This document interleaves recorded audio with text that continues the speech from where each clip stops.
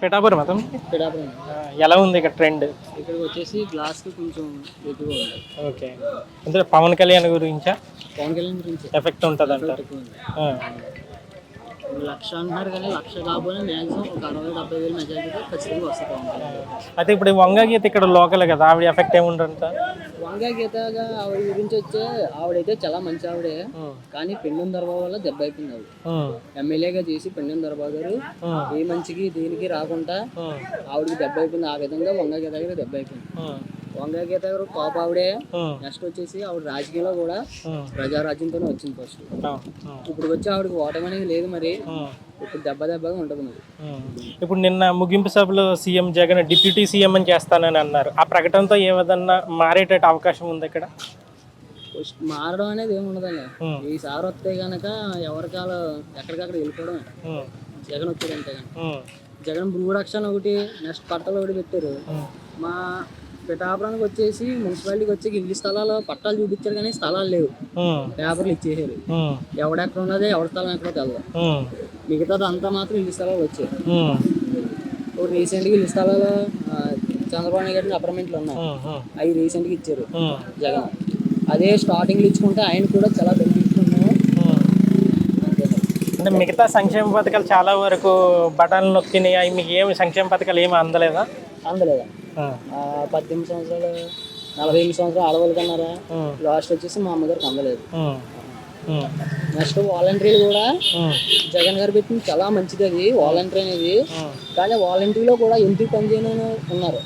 అది ఎందుకు పని అంటే ఆల్రెడీ వేరే ప్రాపర్టీ ఉండి కూడా ఈ పని చేసిన వాళ్ళు ఉన్నారు. అదే ఏ వికలాంగులు హ్యాండిక్యాప్లకు ఇచ్చుకుంటే చాలా బెస్ట్. ఎందుకు పనిలో ఉన్నారు ఇందులో వాలంటీర్లు. ఇప్పుడు మీరు పిఠాపురం వాస్తవుడిగా మా పిఠాపురానికి ఇది జరిగితే బాగుంటుంది అని చెప్పేసి ఇక్కడ ప్రధాన సమస్య ఏమున్నది? ఇక్కడ ప్రధాన సమస్య అంటే ఏముందన్నా ఎవరి కష్టాలు ఆలిగా కష్టాలు తీరాలి అంతే. మెయిన్ జనాల కష్టాలు తీరాలి. ఇప్పుడు కరెంట్ బిల్లు ఒక ముందు నెల మాకు ఏప్రిల్ నెలలో 1,800 వచ్చింది, మొన్న ఏమో 1,600 వచ్చింది. అంతకుముందు మాకు కరెంట్ బిల్ 600, 500 వచ్చింది. ఈ 2 నెలలు పెట్టి కరెంట్ బిల్ మంచి గట్టిగా వచ్చింది మాకు. ఆ విధంగా అన్ని కష్టాలు చెప్పాలంటే పిఠాపురం వచ్చేసి. అంటే పవన్ కళ్యాణ్ ఇప్పుడు పవన్ కళ్యాణ్ చూసి ఓటేస్తామని అనుకుంటున్నారా, లేదనంటే కూటమి అభ్యర్థిగా పవన్ కళ్యాణ్ కోటేయాలనుకుంటున్నారు? పవన్ కళ్యాణ్ గారు ఆయన మాట అంటే మాట మీద ఉండే మనిషి, అది మాటలోనే తెలిసిపోతుంది. ఆ విధంగా ఓటేద్దాం అనుకుంటున్నాం పవన్ కళ్యాణ్ గారికి. మొన్న వచ్చినప్పుడు కూడా చాలా బాగా మాట్లాడారు పవన్ కళ్యాణ్ గారు. చాలా నీట్ అయిన మనిషి పవన్ కళ్యాణ్ గారు అయితే. అదైతే పక్కన. ఇప్పుడు సీఎం జగన్ గారికి ఓటేశారంటే ఆయన సీఎం అవుతారు, చంద్రబాబు నాయుడుకి ఓటేశారంటే చంద్రబాబు నాయుడు సీఎం అవుతారు. ఇప్పుడు వీనికి మీరు పవన్ కళ్యాణ్ ఓటేస్తే ఆయన సీఎం అంటే గెలిస్తే చాలని అనుకుంటున్నారా, లేదంటే ఆయన సీఎం అయితే బాగుంటుంది అన్న ఆశ ఏమైనా ఉందా మీరు? సీఎం అవ్వాలని ఆశ ఉందన్న, కానీ ఇప్పుడు ప్రస్తుతానికి పిఠాపురంలో పవన్ కళ్యాణ్ గా ఎమ్మెల్యేగా చేస్తున్నారు కాబట్టి మాకు నెగ్గేది ఒక మంచి పని అనేది పవన్ కళ్యాణ్ పక్కా చేస్తారు. దాన్ని బట్టి తర్వాత ఈసారి రాకపోయినా తర్వాత సార్ సీఎం పక్కా అవుతారు. ఈసారికి వచ్చి చంద్రబాబు నాయుడు అవుతారని నాకు నమ్మకం ఉంది. జగన్ గారి కన్నా చంద్రబాబు నాయుడు అవుతారని కొద్దిగా నమ్మకం ఉంది. Hi sir. మీ పేరు సార్? రాంబాబు అండి, బాలిపల్లి. ఓకే సార్, ఇప్పుడు పిఠాపురంకి సంబంధించి చాలామంది ఏమవుతుందా ఈ ఎన్నికలకు సంబంధించి ఇక్కడ పవన్ కళ్యాణ్ పోటీ చేయడం, అదేవిధంగా వంగ గీత గారు పోటీ చేయడం, ఇక్కడ అసలు పిఠాపురంలో ఓటర్ నాడి ఎలా ఉన్నా సార్? అసలు ఓటర్ నాడి వంగ గీత, వంగ గీత జై జగన్. ఎందుకంటే జగన్మోహన్ రెడ్డి గారిని 2019లో జగన్ అన్నయ్య అనేవాళ్ళు. 2024 వచ్చేసరికి ప్రజలకి జగన్ బాబు అయ్యాడు. అంటే జగన్ సంక్షేమ పథకాలు ఆయన చేసే అభివృద్ధి అన్నీ చూసి జగన్ అన్న నుండి జగన్ బాబు దాకా తీసుకొచ్చారండి. అంటే మాకు ఈ బాబు మేము డోర్ టు డోర్ తిరిగే టైంలోని జగన్ బాబుకి వేయకపోతే ఇంకెవరికి వేస్తామండి ఓట్లు? మాకు అన్నీ పెడుతున్నాడు, ఇంటికి తెచ్చేస్తున్నాడు. ఆయన్నే చేసుకుంటాం, ఆయనకే ఓట్లు వేస్తాం, ఆయన మళ్ళీ సీఎం చేసుకుంటాం. అటువైపు ప్రత్యర్థి చాలా బలంగా అంటే పవన్ కళ్యాణ్ కూటమి అభ్యర్థిగా ఉన్నారు. అదే కాకుండా ఇక్కడ బలమైన సామాజిక వర్గానికి సంబంధించిన వ్యక్తిగా ఉన్నారు. సో ఆ ప్రభావం ఏమి ఉండదంటారు సార్ ఇక్కడ? నేను కాపు నాయకుడిని. ఓకే, కాపు ఉద్యమ నేత ముద్రగడ పద్మనాభం గారితో కాపు ఉద్యమంలో పాల్గొన్నాను. ఇక్కడ కాపు సంఘంతో ఇక్కడ కాపు కమిటీలో ఉన్నాను. నేను అందులో ఉండాలి కదండి. కాపు సామాజిక వర్గ నాయకుడైతే అతను ఒక మంచి సామాజిక వర్గ నాయకుడు అంటున్నారు మీరు. ఇది అందులో ఎవరు ఉన్నారు? సగం మంది కాపులందరూ కూడా వైసీపీలోనే ఉన్నారు. ఇక్కడ వంగ గీత ఎవరండి? కాపు నాయకురాలండి ఆవిడ. ఆవిడ జిల్లా పరిషత్ చైర్మన్ చేసింది, రాజ్యసభ సభ్యురాలు చేసింది, ఎంపీ చేసింది, వివిధ పార్టీలో స్టేట్ లీడర్లు చేసింది ఆవిడ. అలాగే మా పిఠాపురం అభివృద్ధికి చెప్పాలంటే పిఠాపురమే కాదండి, జిల్లా నలుమూలలో తెలిసిన ఏకైక నాయకురాలు ఎవరన్నా ఈ జిల్లాలో ఉన్నారంటే వంగ గీత గారు. ఎందుకంటే అర్ధరాత్రి ఫోన్ చేసినా సరే, అమ్మ ఇలా హాస్పిటల్ మాకు యాక్సిడెంట్ అయిందంటే ఫోన్ కాల్ చేసి ఆ హాస్పిటల్లో ఆ పేషెంట్ని జాయిన్ చేసిన తర్వాత నీ పేషెంట్కి పర్లేదని చెప్పేసి భరోసా ఇచ్చే వ్యక్తి అండి ఆవిడ. అమ్మ నువ్వేం పర్లేదు నేను ఉన్నాను అనే చెప్పే ఒక ఏకైక నాయకురాలు వంగ గీత. మీరు కాపు సామాజిక సంబంధించిన ఆయన అంటున్నారు అంటే ఎప్పుడు సీఎం అభ్యర్థి ఉంటే రెడ్లు లేదంటే చౌదరులు అంటే క్యాస్ట్ ఈక్వేషన్స్ చూసినా సరే వాళ్ళే ఉంటున్నారు, ఒక్కసారి నాకు అవకాశం ఇవ్వండి అని చెప్పేసి పవన్ కళ్యాణ్ అడుగుతున్నారు. అప్పుడు లాస్ట్ టైం జగన్ కూడా అదే విధంగా అడుగుతారు. అంటే ఆ ఒక్క అవకాశం ఇచ్చే అవకాశం ఉన్నదంటారండి అసలు? లేదండి, ఆయన సింగిల్గా వస్తే ఎప్పటికైనా సీఎం అవునండి. ఎప్పుడైతే ఈ కూటమి చంద్రబాబు నాయుడుతో జత కట్టాడో అప్పుడే ఆయన అటర్ ఫ్లాప్ అండి. ఎప్పుడైతే బీజేపీ సపోర్ట్ చేసిందో 2024 ఎలక్షన్ అయిపోయిన వెంటనే బీజేపీలో విలీనం చేస్తాడు, పార్టీ ఉండదు. అంటే రెండు బలమైన పార్టీలు కలిసినప్పుడు బలం అవుతుంది కానీ బలహీనత ఎలాగైతుంది?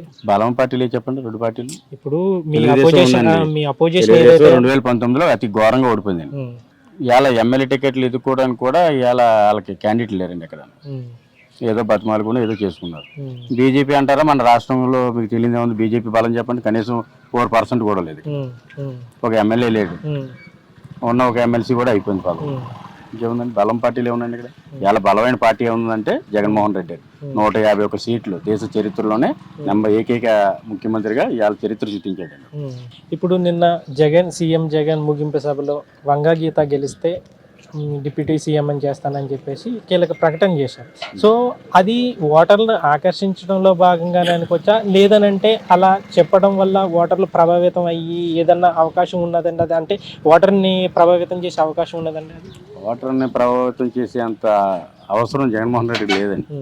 ఏంటంటే వంగ గీత గారు పిఠాపురంలో పుట్టిన పిఠాపురం మా ఆడబడుచండి. పిఠాపురం ప్రజలందరికీ ఆడబడుచాం.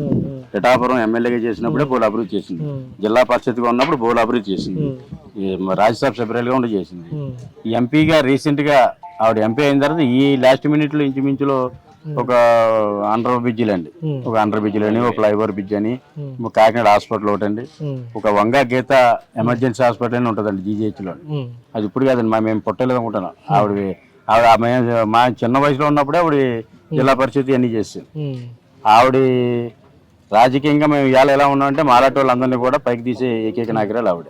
కింద స్థాయిలో ఉండి మేమంతా కింద స్థాయి, మాకు 100 ఎకరాల భూములు ఉండవు, రాజకీయ చరిత్రలు ఉండవు. ఇవాళ నన్ను ఒక బ్యాంక్ చైర్మన్ చేసి ఆవిడ వల్ల అండి. ఇవాళ నేను దేవస్థానం చైర్మన్ చేసింది, ఒక జేసీఎస్ కన్వీనర్ చేసింది, టౌన్కి ఒక నాయకుడి కింద ఆవిడ పరిచయం చేసింది.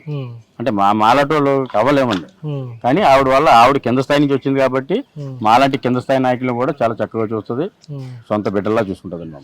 నిన్న సభలో చాలా ఎమోషనల్ అయ్యారు, నన్ను చాలా ఇబ్బంది పెడుతున్నారు అని చెప్పేసి మీరు చూశారు కాబట్టి ఎలాంటి ఇబ్బందులు ఎదుర్కొన్నారు? ఇబ్బంది ఏముందండి, ఒకడు ఉన్నాడండి ఇక్కడ ఓడిపోయిన ఎమ్మెల్యే ఒకడు, అతను ఏదో కామెంట్లు చేస్తుంటాడు, అతన్ని అసలు లెక్కే చేయం మేము. అతను ఏం మాట్లాడినా సరే అది ఎందుకు మాట్లాడుతున్నాడో అతనికే తెలియదండి. ఏదో మాట్లాడేసాం, తప్పట్లు కొట్టించుకున్నాం అని చెప్పి చూస్తాడు తప్ప రెండోది ఏమీ లేదు.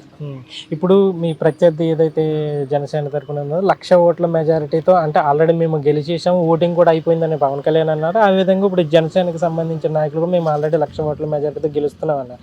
మీరు వంగ గీత తరఫున ఉన్నారు కాబట్టి ఒక మెజారిటీ ఎంత రావచ్చు, గెలుపు మీద మీకు ధీమా అయింది? పవన్ కళ్యాణ్ గారు స్టార్టింగ్ వస్తున్నప్పుడు 1,00,000 మెజారిటీ అని జన సైనికులు అన్నారు.